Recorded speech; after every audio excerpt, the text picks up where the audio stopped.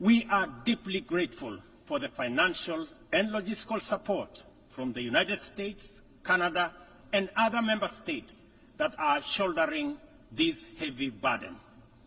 This has been critical to the MSS's deployment thus far. However, Kenya and other Caribbean and African countries are ready to deploy, but are hindered by insufficient equipment, logistics, and funding. I appeal to all member states to stand in solidarity with the people of Haiti by providing necessary support, either directly to MSS contributing countries or through the UN Trust Fund. I must emphasize, however, that Kenya will deploy the additional contingent towards attaining the target of all the 2,500 police officers by January next year. The progress so far in Haiti demonstrates that what was once deemed mission impossible is indeed a present and undeniable possibility. Mr. President, we must candidly acknowledge that international cooperation in its current form has clear limitations. It is constrained by entrenched systems and structures that prevent effective action and meaningful progress. Since the last General Assembly, the global situation has deteriorated across multiple fronts. Conflicts have deepened, economic disparities have widened, and the climate crisis has intensified. To address these challenges, we must rethink and reform global collaboration mechanisms, making them much more responsive, adaptable, and impactful. The existing international security architecture, represented by the UN Security Council, continues to hamper efforts to maintain international peace and security. The Council is, by all intents and purposes, dysfunctional, undemocratic, non-inclusive, unaccountable, autocratic, and at best, opaque. An institution that excludes 54 African countries with 1.4 billion people, while allowing one nation to veto decisions of the remaining 193 member states in the 21st century, is simply unacceptable. We must urgently seek to make the Security Council representative, inclusive, transparent, democratic, effective, and accountable. In Africa, we are not advocating for reform and collective action solely at the UN. In fact, we are also in the process of comprehensively reforming the African Union to become a fit-for-purpose institution that can effectively represent African nations globally and deliver prosperity. Excellencies, peace and development are inseparable pillars. One cannot flourish without the other. Yet, the 2024 Sustainable Development Goals report paints a bleak picture. Only 17% of targets are on track. Nearly half show minimal or moderate progress, and over 1/3 have stalled or regressed. The COVID-19 pandemic, escalating conflicts, geopolitical tensions, and climate change have severely impacted progress towards the SDGs and the Paris Agreement goals. Inadequate and unsustainable means of implementation, particularly in financing, technical support, and capacity building, continue to obstruct our efforts to realize the 2030 agenda. Biased methodologies employed by credit rating agencies further disadvantage African countries, making it more difficult to access affordable financing from international capital markets.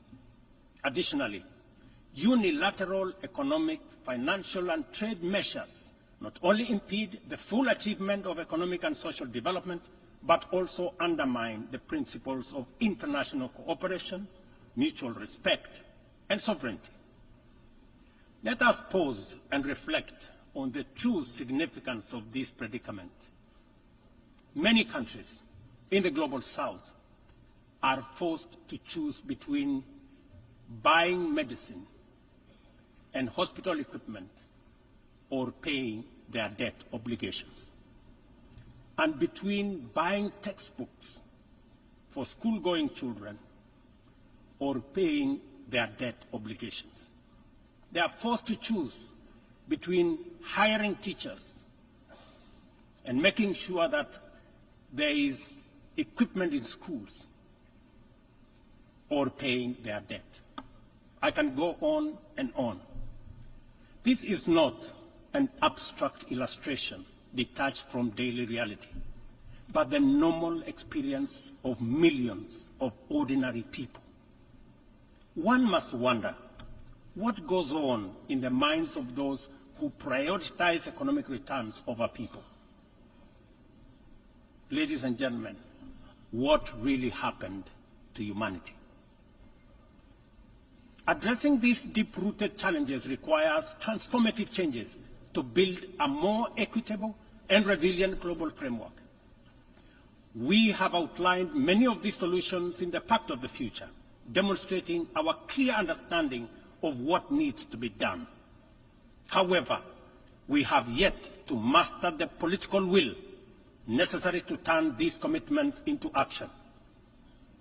It is a fundamental principle of development that no nation can achieve lasting prosperity if its neighbors remain impoverished. Our economies are interconnected, and the well-being of one directly impacts the other. We must ensure that developing countries have the necessary foundations to claim their rightful place in the 21st century global economy. This is not just a moral and fair imperative. It is a strategic necessity to address systemic challenges such as migration, labor market disparities, climate change, and global security. Strengthening these foundations requires reforming the international financial architecture, facilitating debt relief, concessional long-term at-scale financing, grants, and de-risking lending instruments is essential to increasing investment to develop vital infrastructure and expand critical sectors. Consider Africa's immense untapped potential in clean energy resources. Harnessing this potential is critical not only for the continent's economic growth and social resilience, but also for global priorities like accelerating the energy transition, combating climate change, and diversifying supply chains. Energy-hungry industries such as data centers, mineral processing, and manufacturing are seeking clean and affordable sources which Africa can provide in abundance. Yet, out of the 500 gigawatts of renewable energy added to the global mix in 2023, Africa accounted for less than 3 gigawatts. How is this possible, given the continent's vast natural resources, skilled workforce, and massive energy needs? We cannot allow Africa to be left behind this time round. Affordable financing is essential, but so are transformative policies and inclusive fair trade practices, market access, inclusive international tax cooperation, technology transfer, and capacity building. This is why, at COP28, we launched the Africa Green Industrialization Initiative, aimed at unlocking investments for the continent's immense opportunities. This Pan-African initiative promotes large-scale, high-impact, and bankable green industrial and infrastructure projects. Next month, in Nairobi, we will host an investment forum for the Accelerated Partnership for Renewables in Energy to attract investments for the untapped potential in solar, wind, geothermal, and hydropower. Globally, we also need to improve the tools we already have. The SDG Stimulus Fund, initiated by the Secretary General in 2023, requires our joint support to succeed, including from multilateral development banks. Similarly, replenishing the International Development Association, IDA, is essential to provide concessional loans to the world's poorest nations.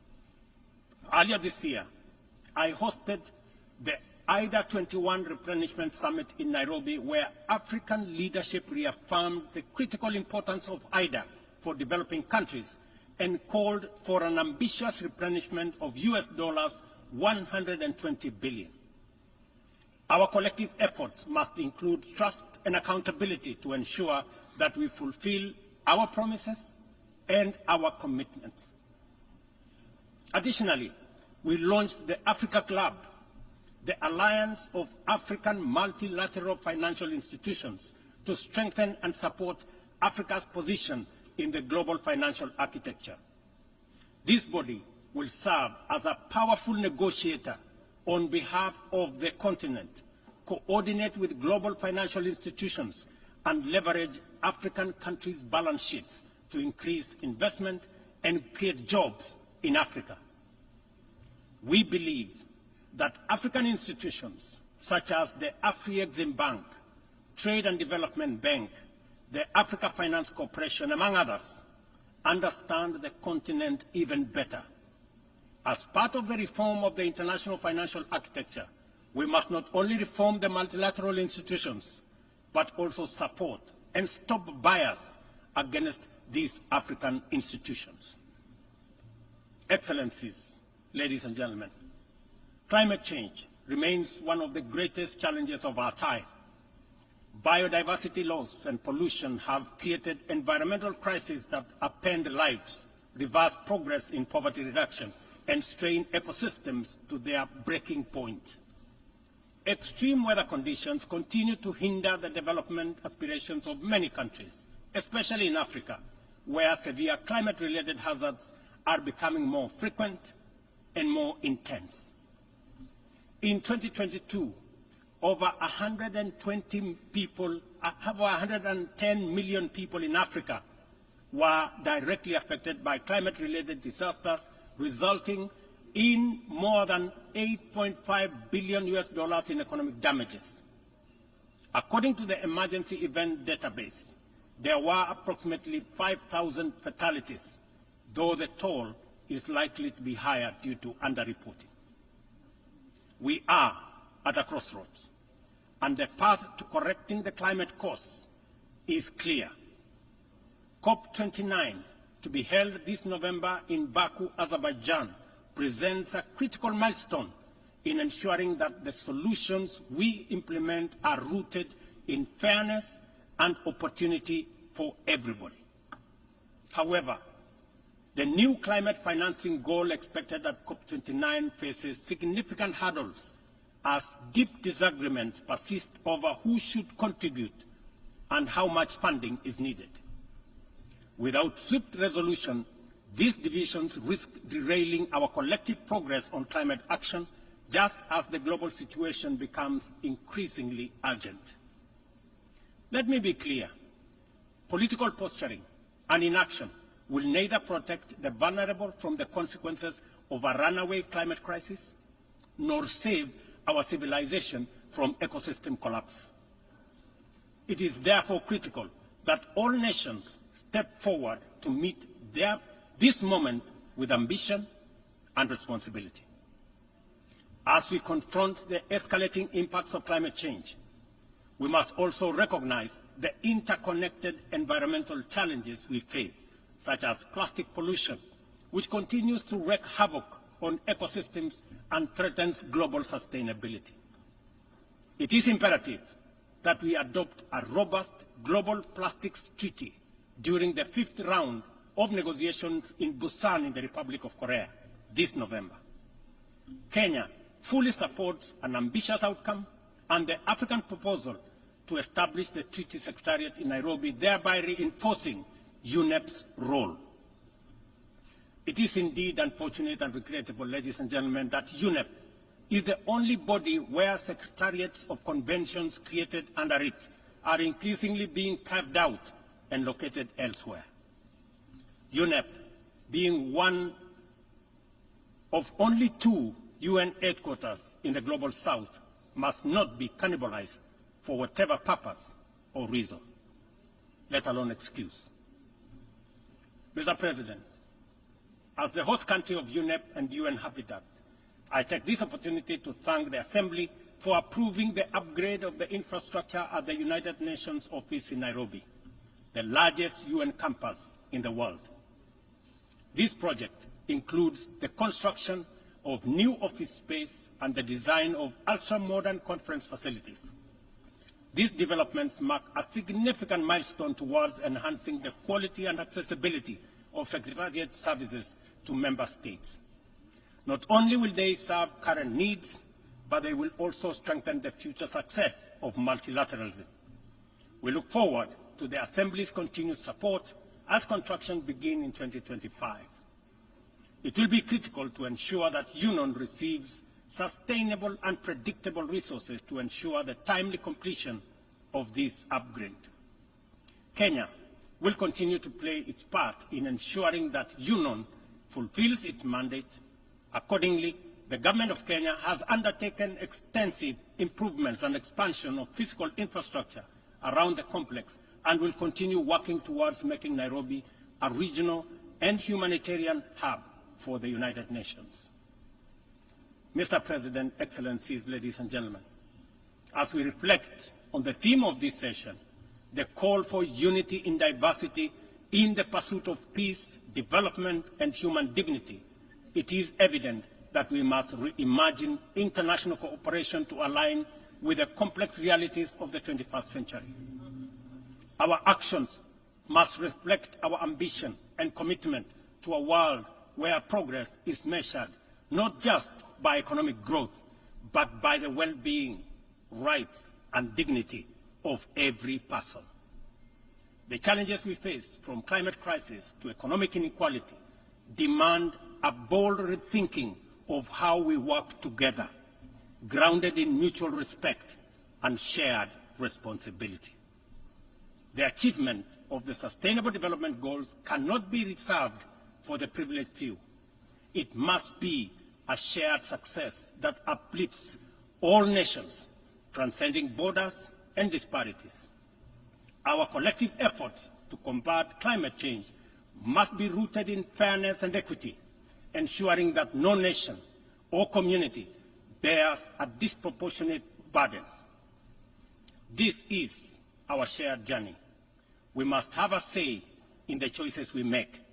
We must move beyond outdated paradigms of power and influence to create a system of international cooperation that reflects the aspirations and dignity of every human being. We must embrace a new vision of global solidarity, one that upholds the principles of equity and inclusivity.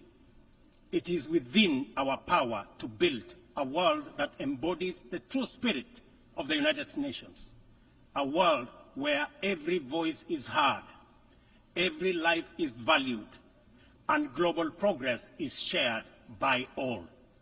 This is the cooperation our people expect, our future demands, and it is the commitment we must deliver. I thank you.